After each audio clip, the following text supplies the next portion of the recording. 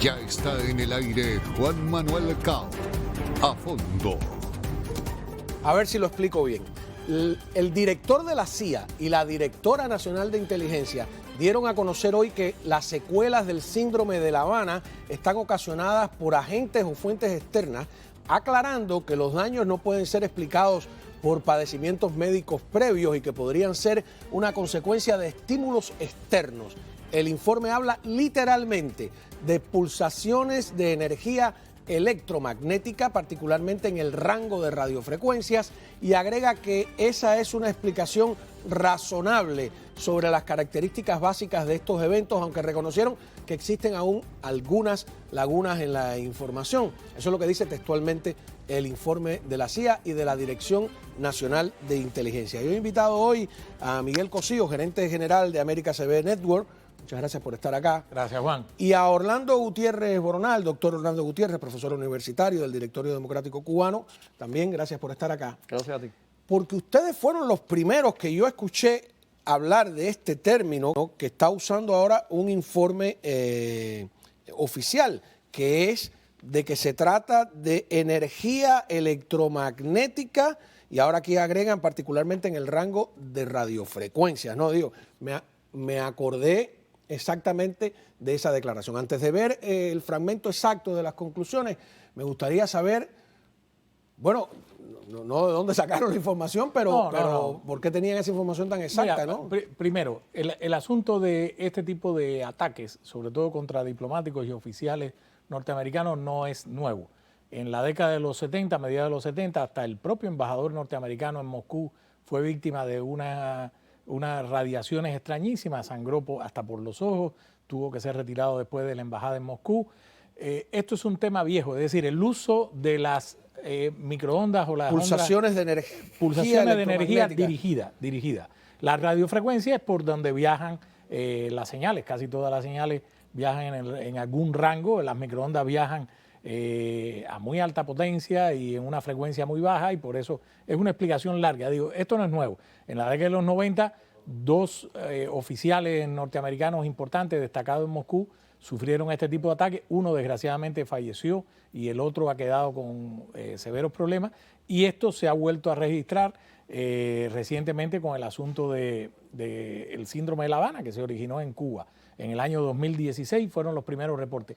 Pero recientemente compartimos uno de los pasajes, y aquí lo trajimos a la mesa, de un episodio que narra Laura Bush en uno de sus libros de memoria, y describe lo que a ella y a su esposo y a su comitiva le ocurrió en Rusia, ¿no? En Alemania. Fue Alemania, en una cumbre importante del grupo G8, bueno, las 7 naciones más desarrolladas del mundo, y Rusia estaba invitada.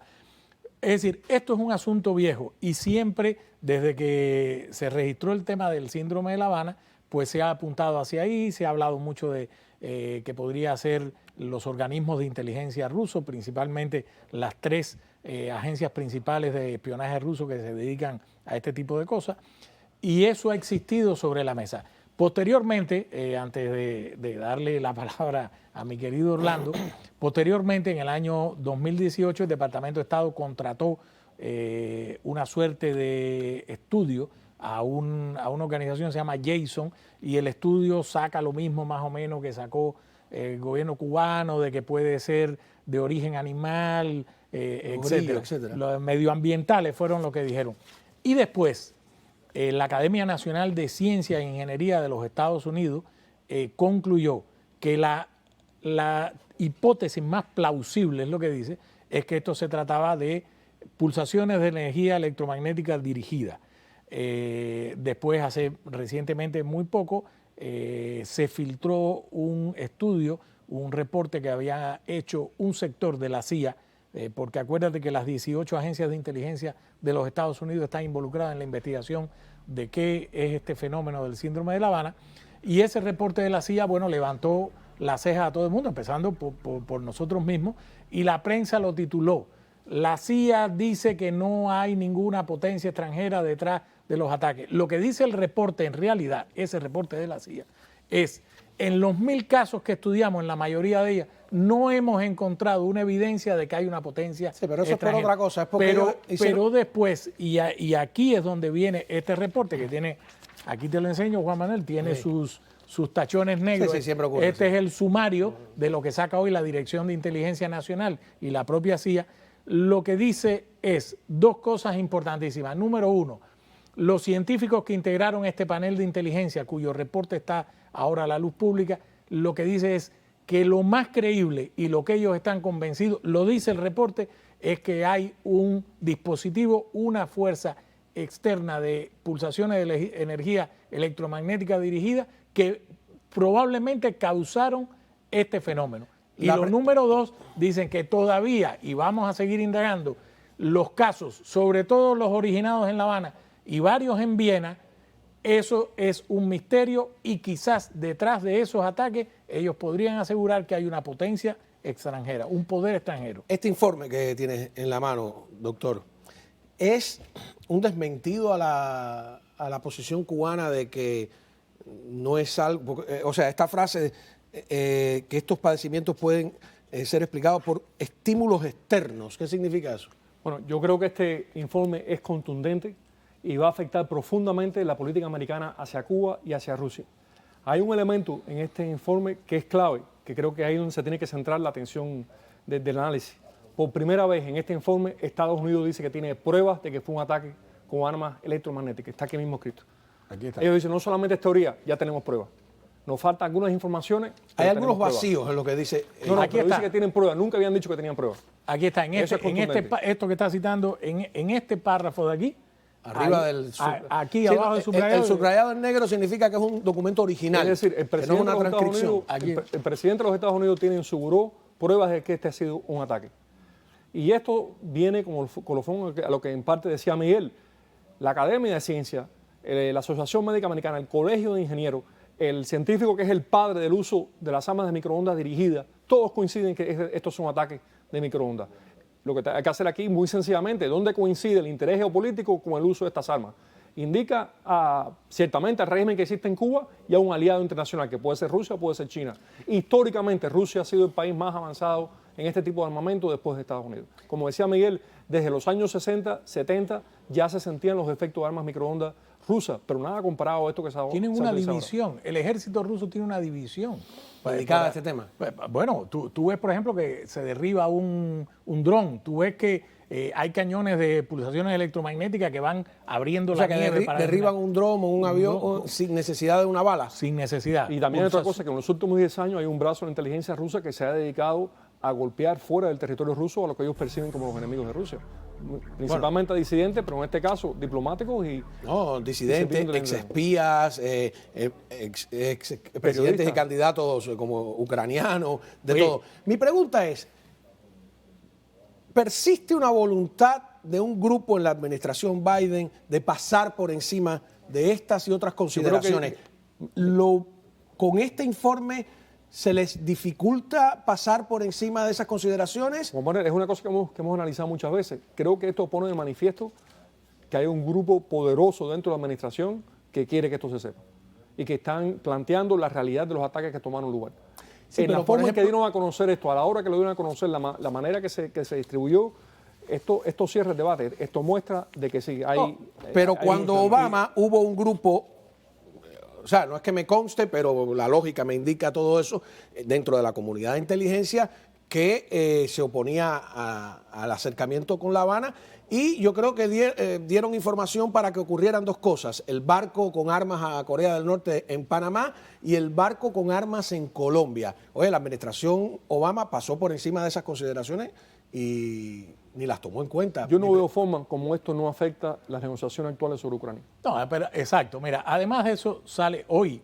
Esto sale hoy y hoy el gobierno de los Estados Unidos ha desplazado otras 3.000 tropas en caso de que haya un conflicto en Ucrania. No quiere decir que Estados Unidos vaya a la guerra, no es lo que se está planteando. Pero te comento más.